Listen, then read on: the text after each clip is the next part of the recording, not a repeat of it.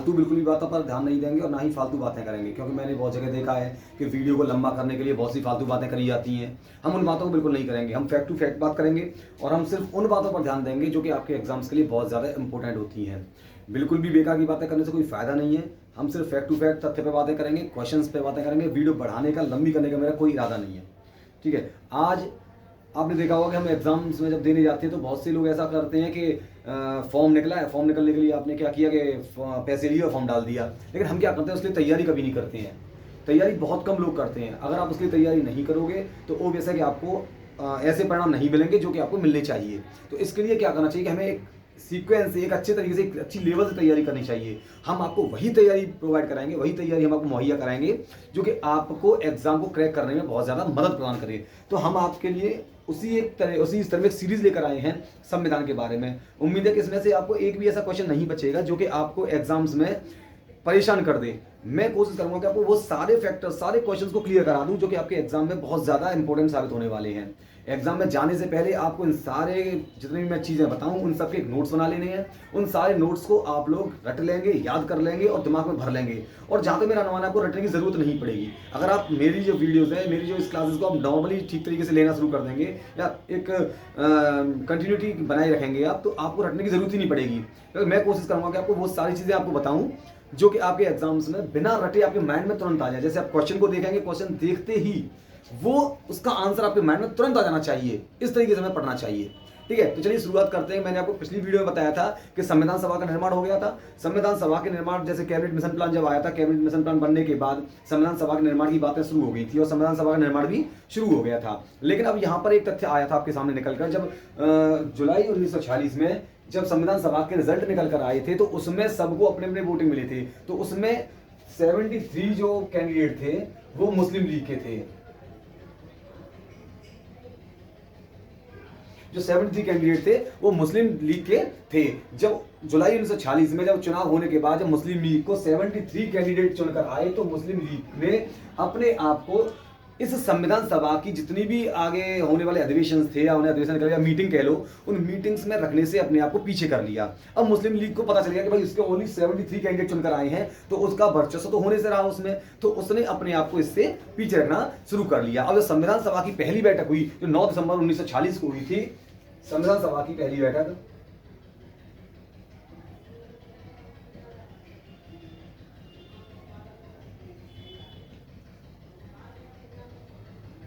हुई थी 9 दिसंबर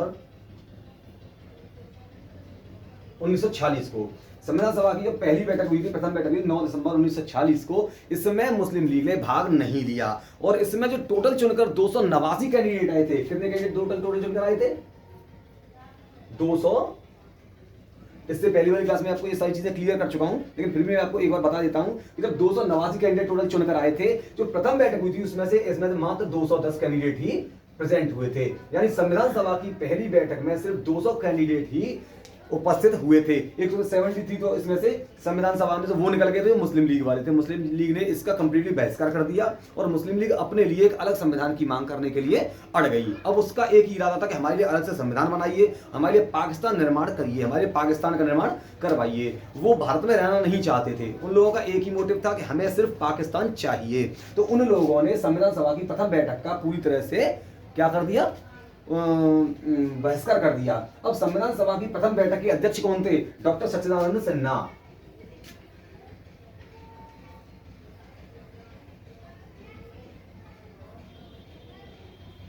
डॉक्टर सच्चिदानंद सिन्हा जो थे इसके अस्थायी अध्यक्ष थे। कैसे अध्यक्ष थे? अस्थायी। ये अस्थायी अध्यक्ष थे, इन्हें स्थायी अध्यक्ष नहीं बनाया गया था। यानी इन्हें बनाया गया था कि जब तक असली स्थायी अध्यक्ष नहीं चुने जाते हैं तब तक के लिए आपको अध्यक्ष बना दिया जाता है। तो जो 9 दिसंबर 1946 को जो पहली संविधान सभा की मीटिंग हुई थी उसमें एक अध्यक्ष बनाए गए थे जिनका नाम था सच्चिदानंद सिन्हा, डॉक्टर सच्चिदानंद सिन्हा। यह क्वेश्चन बहुत आता है, मैं आपको बता दे रहा हूं। इस क्वेश्चन को बहुत ज्यादा पूछा जाता है कि संविधान सभा की प्रथम बैठक के अस्थायी अध्यक्ष कौन थे, या ये भी क्वेश्चन आ सकता है कि संविधान सभा के अस्थायी अध्यक्ष कौन थे। तो इसमें आप डालेंगे डॉक्टर सच्चिदानंद सिन्हा, जो कि अस्थायी अध्यक्ष थे, वो स्थायी नहीं थे। इसके बाद जो अगली मीटिंग हुई संविधान सभा की वो इसके 2 दिन बाद हुई थी। दूसरी मीटिंग, दूसरी सभा कह लीजिए आप, जो हुई थी वो हुई थी 11 दिसंबर 1946 को। ध्यान रखना, ये मीटिंग थी जिसमें कि स्थायी अध्यक्ष को चुना गया था। तो दूसरी संविधान सभा की बैठक हुई थी वो 11 दिसंबर 1946 ईस्वी को हुई थी, जिसमें इसके स्थायी अध्यक्ष को चुन लिया गया। इसके स्थायी अध्यक्ष कौन थे? डॉक्टर राजेंद्र प्रसाद।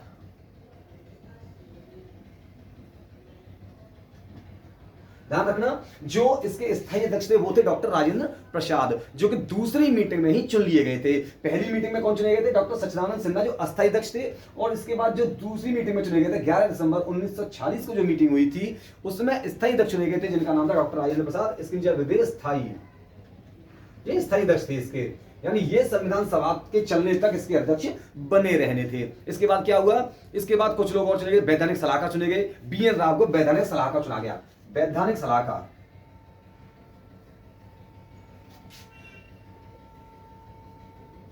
वैधानिक सलाहकार चुने गए थे B N Rao.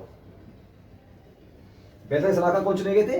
B N Rao को वैधानिक सलाहकार चुना गया था। उपाध्यक्ष, अब इस संविधान सभा के अध्यक्ष थे तो ओबीसी के उपाध्यक्ष भी होंगे, तो इसके जो उपाध्यक्ष थे वो एच सी मुखर्जी को चुना गया था।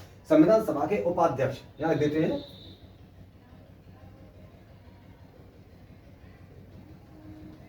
उपाध्यक्ष एच सी मुखर्जी।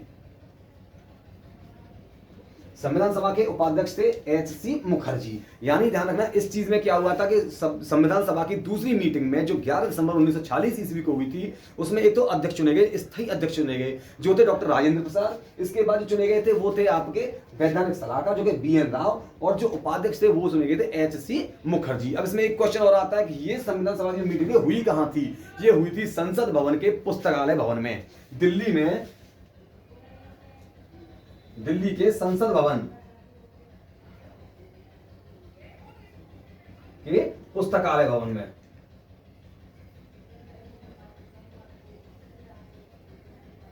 ध्यान रखना इस चीज को, दिल्ली के संसद भवन के पुस्तकालय भवन में यह मीटिंग हुई थी, जो कि संविधान सभा की मीटिंग थी। ठीक है ना। इसके बाद बी एन राव को इसमें वैधानिक सलाहकार चुना गया। ये सारी चीजें आपके सामने क्लियर है। इसके बाद क्या हुआ कि जब सबसे पहला जो प्रारूप बी एन राव ने बनाकर दिया था वो दिया था अक्टूबर 1947 ईस्वी को।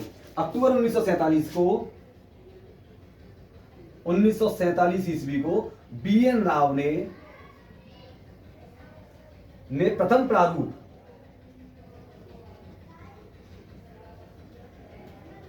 प्रारूप बनाया था संविधान का जो पहला प्रारूप बनाकर बी एन राव ने कब पेश किया था? अक्टूबर 1947 ईस्वी को। लेकिन इसके बीच में एक नया काम निकल कर आया था। इसके बीच में राष्ट्रध्वज की एक रूपरेखा भी अंगीकार की गई। राष्ट्रध्वज, देखो ये बहुत इंपॉर्टेंट क्वेश्चन है, बीच में आया था, कभी कभी आ भी चुका है कई एग्जाम्स में ये, और बहुत इंपॉर्टेंट क्वेश्चन भी है, ध्यान से सुनिएगा इसको, कि 22 जुलाई 1947 ईस्वी को राष्ट्रध्वज की एक रूपरेखा को अंगीकार किया गया। यहां लिख देता हूं मैं 22 जुलाई।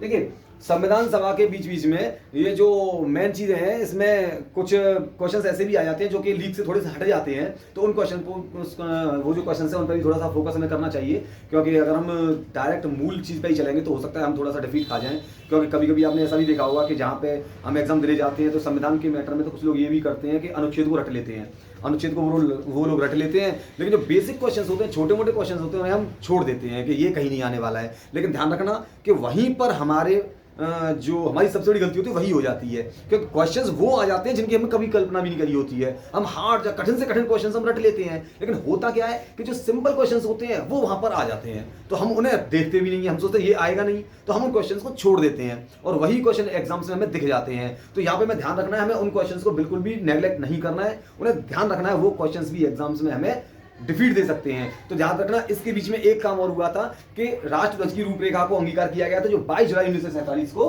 हुई थी। 1947 को ये राष्ट्रध्वज की रूपरेखा को अंगीकार किया गया। अच्छा, ये रूपरेखा बनाई किसने थी? ये रूपरेखा बनाई किसने थी? ये भी एक क्वेश्चन आ जाता है, इसमें से ये क्वेश्चन आ सकता है कि हमने याद तो कर लिया 22 जुलाई 1947 को राष्ट्रध्वज की रूपरेखा को अंगीकार किया गया था। अब यहाँ पे एक क्वेश्चन ये भी आ सकता है कि ये रूपरेखा को बनाया किसने, डिजाइन किसने किया? तो इसे डिजाइन करने वाले व्यक्ति थे पेंगली वेंकैया। पेंगली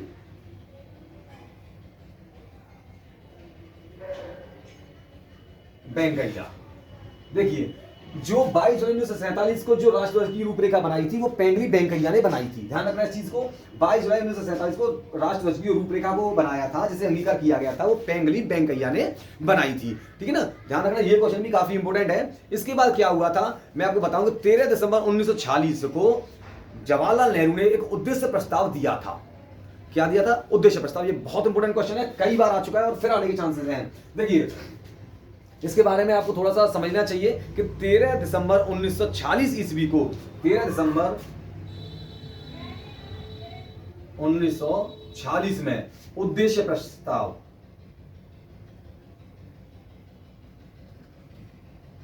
उद्देश्य प्रस्ताव 13 दिसंबर 1946 ईस्वी को किसने दिया था? जवाहरलाल नेहरू ने, JL नेहरू।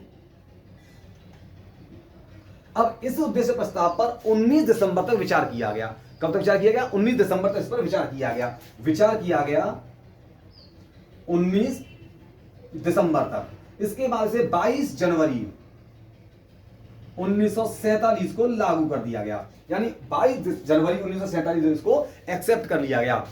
ध्यान से सुनिएगा, 13 दिसंबर 1946 ईस्वी को उद्देश्य प्रस्ताव को लेकर आए जवाहरलाल नेहरू, जो भारत के प्रथम प्रधानमंत्री थे। वो इसे उद्देश्य प्रस्ताव को 13 दिसंबर 1946 को लेकर आए। इस पर 19 दिसंबर तक विचार किया गया और 22 जनवरी 1947 ईस्वी को इसे स्वीकार कर लिया गया। ध्यान रखना ये क्वेश्चन थोड़े से इंपोर्टेंट भी है और थोड़े घुमाने वाले भी हैं, हालांकि याद हो जाएंगे आपको, ऐसी कोई बड़ी बात नहीं है, इतनी हार्ड भी नहीं है ये क्वेश्चन। ठीक है ना, तो इसको स्वीकार कर लिया गया, यानी भारतीय नागरिकों को भारत एक संविधान देने का प्रस्ताव स्वीकार कर लिया गया। इसको आप कैसे कह सकते हैं? भारतीय नागरिकों को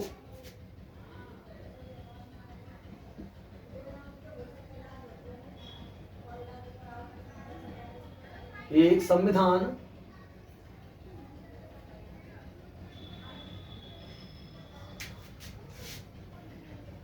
देने का प्रण लिया गया, या मतलब देने का एक वादा किया गया, वचन दिया गया। कब दिया गया? ये दिया गया था 22 जनवरी 1947 ईस्वी को। 22 जनवरी 1947 को भारतीय नागरिकों को एक संविधान देने का वचन दिया गया 22 जनवरी 1947 को। इस उद्देश्य प्रस्ताव को बाद में नाम दिया गया क्या? उद्देश्य का। ध्यान रखना, उद्देश्य का। और यही आगे चलकर क्या बनी? प्रस्तावना। यही जो उद्देश्य प्रस्ताव था, यही आगे चलकर इसी को नाम दिया गया उद्देश्य प्रस्ताव, या उद्देश्य क्या दिया गया, या इसे प्रस्तावना नाम दिया गया। उद्देश्य प्रस्ताव,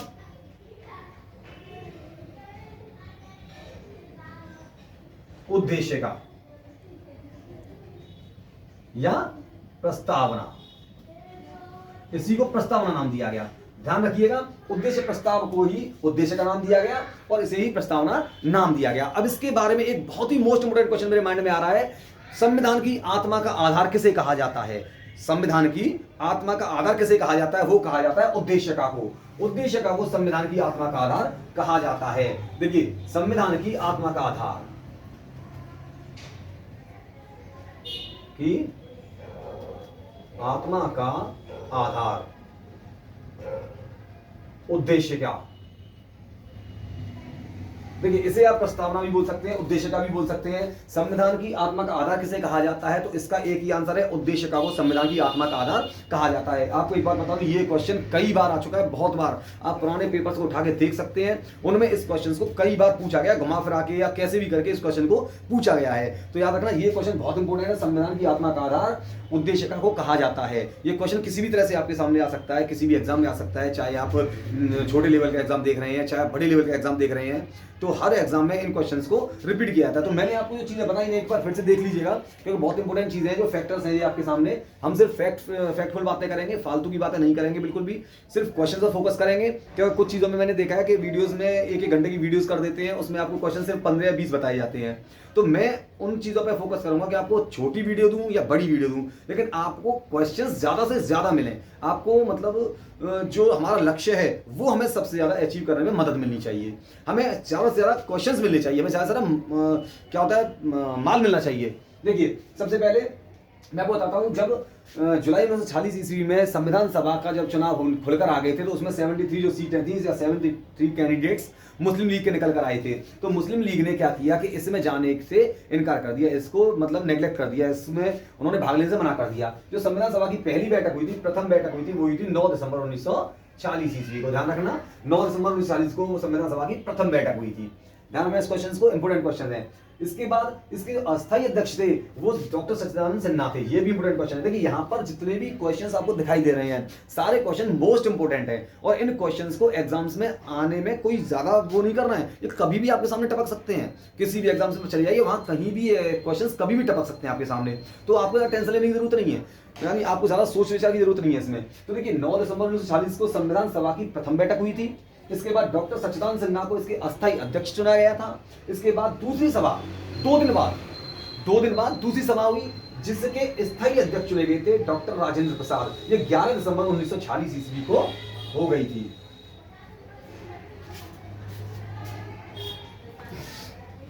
11 दिसंबर 1946 ईस्वी को दूसरी बैठक हो गई थी जिसके अध्यक्ष चुने गए थे डॉक्टर राजेंद्र प्रसाद, ये स्थायी अध्यक्ष थे।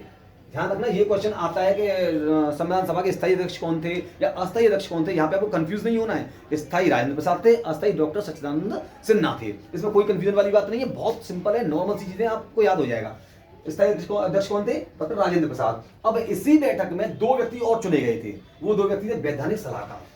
संविधान सभा के वैधानिक सलाहकार चुना गया था BN राव को। किस चुना गया था? BN राव को। संविधान सभा के वैधानिक सलाहकार चुने गए थे BN राव। इसके बाद उपाध्यक्ष, संविधान सभा के उपाध्यक्ष चुने गए थे HC मुखर्जी। ये 2 क्वेश्चन भी याद कर लेना, बहुत छोटे छोटे क्वेश्चन हैं, हो सकता है कि आपको इतने इंपोर्टेंट ना लग रहे हो, लेकिन इनफैक्ट ये इंपोर्टेंट क्वेश्चन हैं, क्योंकि जो एग्जामिनर्स होते हैं, जो एग्जाम सेट करते हैं, उनका भी मेंटलिटी सेम क्लियर होती है। वो जानते हैं कि आप लोगों ने जो मेन क्वेश्चन वो तो रट लिए होंगे। हर कोई व्यक्ति जो एग्जाम में तैयारी करने जाता है वो मेन क्वेश्चन को तो रट लेता है। जो मूल क्वेश्चन होते हैं, जो अक्सर ही आपको लगते हैं कि भाई बहुत इंपॉर्टेंट है, तो उन्हें तो कोई भी रट लेगा। अब वो क्या करते हैं, उन्हें क्वेश्चन पेपर को हार्ड बनाने के लिए कुछ ऐसे क्वेश्चंस डालते हैं जो आपकी जिन पर नजर भी ना पड़ी हो। तो इन क्वेश्चंस को ध्यान रखना कि उपाध्यक्ष HC मुखर्जी को बनाया गया था। इसके बाद ये जो संविधान सभा की बैठकें हुई थी, कहां हुई थी? दिल्ली संसद भवन में, पुस्तकालय भवन। संसद भवन में कौन सा भवन था? पुस्तकालय भवन में इनको मीटिंगों को लिया गया था। ये मीटिंग कहां हुई थी? पुस्तकालय भवन में, संसद भवन दिल्ली में हुई थी। ठीक है। इसके बाद अगला क्वेश्चन जो आता है, अक्टूबर 1947 ईस्वी को BN राव ने संविधान सभा का प्रथम प्रारूप बनाकर पेश कर दिया। प्रथम प्रारूप बनाकर सब BN राव ने कब दिया भैया? अक्टूबर 1947 में दे दिया था। देख लीजिएगा, अक्टूबर 1947 ईस्वी में BN राव ने भैया पहला प्रारूप बनाकर संविधान का पेश कर दिया। लीजिए साहब, पहला आपका प्रारूप बनकर तैयार हो गया। तो ये क्वेश्चंस भी आप देख लीजिएगा एक बार, और चाहे तो इसे नोट कर सकते हैं। इसके बाद क्या हुआ था, जो एक बड़ी चीज आई थी वो निकल कर, वो क्या आई थी? 22 जुलाई 1947। देखो, एक बड़ी चीज से पहले एक छोटी चीज आई है सामने कि 22 जुलाई 1947 ईस्वी को राष्ट्रध्वज की रूपरेखा को अंगीकार किया गया, यानी स्वीकार किया गया, लिया गया। 22 जुलाई 1947 को राष्ट्रध्वज की रूपरेखा को अंगीकार किया गया था। अब इसको बनाने वाले व्यक्ति कौन थे? पेंगली वेंकैया। कौन थे? पेंगली वेंकैया। ध्यान रखना, इतना ज्यादा खास हार्ड क्वेश्चन नहीं है और इतना खास इंपोर्टेंट भी नहीं है, लेकिन फिर भी एग्जाम की नजर से इंपोर्टेंट है। मैं समझता हूं कि एग्जाम की नजर से इंपोर्टेंट है भी और नहीं भी है, लेकिन आपको याद करने में कोई बुराई नहीं है, क्योंकि क्वेश्चन जितने ज्यादा हो सके माइंड में भरे रहें, ज्यादा बेटर रहता है। एग्जाम में थोड़ा कॉन्फिडेंस आता है और एग्जाम से हम जब जाते हैं तो थोड़ा अच्छा परफॉर्म करने में मदद मिलती है। जब हमें पता होता है कि भाई हमारे माइंड में बहुत कुछ घुसा हुआ है, हमने 10,000 क्वेश्चन रट लिए हैं, फॉर एग्जाम्पल बता रहा हूँ मैं, हमने मान के चलिए 10,000 क्वेश्चन रट लिए हैं, तो एग्जाम में जाने में एक अलग ही खुशी होती है। और जब हमें पता होता है भाई हमें 10 क्वेश्चन भी लर्न नहीं है, तो एग्जाम में जाने का मन नहीं करता है। तो याद कर लीजिए, कोई दिक्कत नहीं है। पेंगली वेंकैया ने राष्ट्रध्वज की रूपरेखा को बनाया था और इसको अंगीकार किया गया था 22 जुलाई 1947 को। 22 जुलाई 1947 को संविधान सभा की रूपरेखा को बनाया गया था, यानी अंगीकार किया गया था। अच्छा, इसके बाद जो मेन क्वेश्चन आता है वो ये आया था कि 13 दिसंबर 1946 ईस्वी, ये बहुत इंपोर्टेंट डेट है, ध्यान रखना इस चीज को, बहुत इंपोर्टेंट क्वेश्चन है, अक्सर एग्जाम में आता रहता है, आपको ध्यान रखना चाहिए इस चीज का। 13 दिसंबर 1946 ईस्वी को उद्देश्य प्रस्ताव पेश किया गया। 13 दिसंबर 1946 ईस्वी को उद्देश्य प्रस्ताव पेश किया गया। अब ये किया किसने था? जवाहरलाल नेहरू ने। किसने किया? जवाहरलाल नेहरू ने। ध्यान रखना, मैं आपको फिर बता रहा हूँ, बहुत इंपोर्टेंट क्वेश्चन है, एग्जाम में कई बार आ चुका है और फिर आने के चांसेस पूरे हैं इसके। 13 दिसंबर 1946 ईस्वी को उद्देश्य प्रस्ताव जवाहरलाल नेहरू ने पेश किया था। अब इस पर 19 दिसंबर तक विचार किया गया। किसने विचार किया? संविधान सभा ने। किसने विचार किया? संविधान सभा ने इस पर विचार किया। 19 दिसंबर तक संविधान सभा ने इस पर विचार किया और 22 जनवरी 1947 को इसे एक्सेप्ट कर लिया गया। फिर से सुनिए, उद्देश्य प्रस्ताव को 13 दिसंबर 1946 को जवाहरलाल नेहरू संविधान सभा में लेकर आए। इस पर 19 दिसंबर तक विचार किया गया और 22 दिसंबर 1947 ईस्वी को इसको संविधान सभा ने एक्सेप्ट कर लिया। ध्यान रखना ये क्वेश्चन इंपोर्टेंट है और इन क्वेश्चंस को अक्सर ये एग्जाम में देखा गया है, तो ध्यान रखेंगे हम। 22 जनवरी 1947 को इसे एक्सेप्ट कर लिया गया। अब इसमें एक नई लाइन जोड़ दी गई, भारतीय नागरिकों को एक संविधान देने का वचन संविधान सभा ने दिया। भारतीय नागरिकों को एक संविधान देने का, एक संविधान प्रदान करने का वचन संविधान सभा ने किया, यानी वचन दिया भारतीय नागरिकों को कि हम तुम्हें एक संविधान देंगे। ये कब दिया भैया? ये 22 जनवरी 1947 को ही दे दिया था, जिस दिन इन्होंने उद्देश्य प्रस्ताव, यानी उद्देश्य क्या था इनका? उद्देश्य प्रस्ताव को उद्देश्य क्यों कहा गया? क्योंकि उनका उद्देश्य था कि हम एक संविधान बनाकर आपको सौंपेंगे। तो यही एक उद्देश्य तो था। ये उन्होंने एक उद्देश्य रखा कि भाई हम भारतीय नागरिकों को एक संविधान बनाकर देंगे। तो इसे एक्सेप्ट कब किया गया? 22 जनवरी 1947 ईस्वी को। बहुत सिंपल है, कुछ भी नहीं है, ठीक है ना। भारतीय नागरिकों को एक संविधान देने का वचन दिया गया 22 जनवरी 1947 को। अब देखिए इसमें एक चीज है, उद्देश्य प्रस्ताव को दो नामों से जाना जाता है। उद्देश्य प्रस्ताव को दो नामों से जाना जाता है। इसी को बाद में चलकर उद्देश्य का नाम दिया गया। क्या दिया गया? उद्देश्य का। आपने अक्सर ये एग्जाम में पढ़ा होगा, उद्देश्य का किसने दी, उद्देश्य का लाने वाले कौन थे। इसी को प्रस्तावना नाम दिया गया है। क्या दिया गया? प्रस्तावना, जिसे भूमिका बोला जाता है। प्रस्तावना कौन थी? उद्देश्य प्रस्ताव को ही आगे चलकर प्रस्तावना और उद्देशिका के नाम से जाना जाने लगा। आगे चलकर इसी को उद्देशिका और प्रस्तावना के नाम से जाना जाने लगा। तो दोस्तों इसके बाद क्या हुआ कि संविधान के आत्मा की आधार, संविधान के आत्मा का आधार बहुत ज्यादा इंपोर्टेंट क्वेश्चन है। मैं बता रहा हूं आपको, बहुत ज्यादा इंपोर्टेंट क्वेश्चन है। संविधान की आत्मा का आधार बहुत ज्यादा इंपोर्टेंट क्वेश्चन है। मैं फिर बता रहा हूं, संविधान की आत्मा का आधार किसे कहा जाता है? तो ये है उद्देश्य का। ऐसे क्वेश्चन अक्सर ही एग्जाम में मिल जाते हैं कि संविधान की आत्मा का आधार किसे कहा गया, या भारत का मैग्ना कार्टा किसे कहा जाता है। ये क्वेश्चन अक्सर एग्जाम में रिपीट होते रहते हैं, कई बार रिपीट होते हैं। तो यहां पर रिपीटेड क्वेश्चन कौन सा है? संविधान की आत्मा का आधार किसे कहा गया? तो उसे कहा गया था उद्देशिका को। किसे कहा गया था? उद्देशिका को, जिसे प्रस्तावना भी बोल सकते हैं। ध्यान रखना, संविधान की आत्मा का आधार किसे कहा गया है? उद्देशिका को कहा गया है, जिसे प्रस्तावना भी कहा जाता है। इस उद्देशिका को लेकर कौन आए थे? JL नेहरू, जवाहरलाल नेहरू से लेकर आए थे। कब लेकर आए थे? 13 दिसंबर 1946 को। एक्सेप्ट कब किया गया था? 22 जनवरी 1947 को। कब तक इस पर विचार किया गया था? 19 दिसंबर 1946 तक इस पर विचार किया गया था। ठीक है, यहां तक समझ में आया? क्लियर? इसका अगला चौथा पार्ट और लास्ट पार्ट हम आपके लिए लेकर आएंगे नेक्स्ट वीडियो में। ध्यान रखिएगा, मैं आपको फिर बता रहा हूं, हम सिर्फ फैक्टफुल चीजों पर विचार करेंगे, फैक्टफुल चीजें ही बताएंगे। हम यहां पर फालतू बातें करने नहीं आए हैं, क्योंकि ना तो आपके पास फालतू टाइम है और ना ही मेरे पास फालतू टाइम है। क्योंकि आप एक प्रतियोगी हैं और मैं भी प्रतियोगी ही समझ लीजिए। आपके साथ जब लग रहा हूं तो मैं भी प्रतियोगी समझ लीजिए। तो हम लोग दोनों ही कंपटीशन वाले हैं। तो हमें न तो आपके पास टाइम ना मेरे पास टाइम, तो हम सिर्फ फैक्टफुल चीज़ों पे बात करेंगे, सिर्फ उन चीज़ों पर बात करेंगे जो इंपॉर्टेंट है हमारे एग्जाम्स के लिए, जो हमें मदद करेंगी एग्जाम को क्रैक करने में। ठीक है, मिलते हैं नेक्स्ट वीडियो में।